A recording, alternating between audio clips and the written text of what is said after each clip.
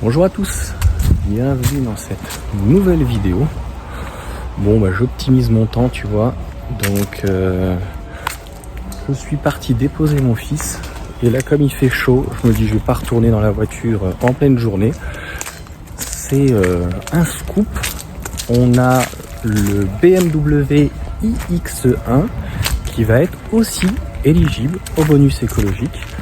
Donc comment ça se traduit? Eh ben ils font pas de miracle. A priori il ne changerait pas réellement de finition de base. C'est la traduction du moteur qui n'est plus en 4 roues motrices, on va dire. Donc elle devient, c'est dommage qu'elle soit pas une propulsion, donc c'est une traction.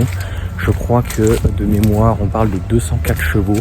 On va dire que c'est relativement similaire à un EQB qui fait 190 chevaux, 8 secondes 6 je crois, et donc c'est similaire encore une fois à un EQB.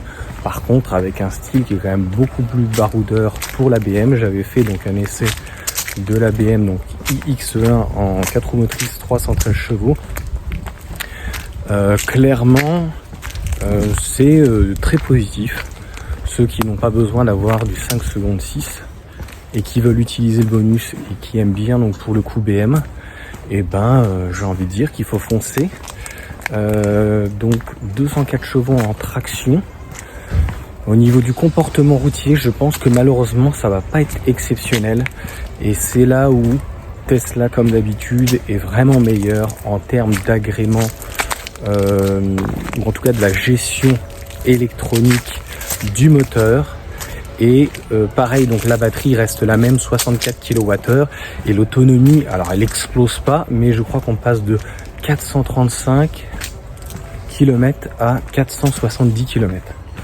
Donc 470 km, c'est plutôt pas mal, ça devient quand même très intéressant.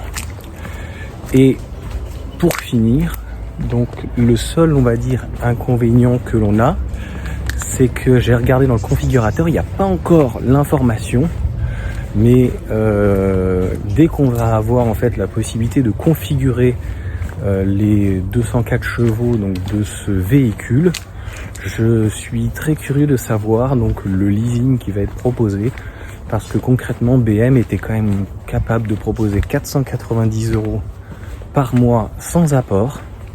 Alors moi quand j'y étais allé, comment ils arrivent à faire? Le véhicule est à 57 000 et ils font la plus grosse remise de mémoire, c'est 11%.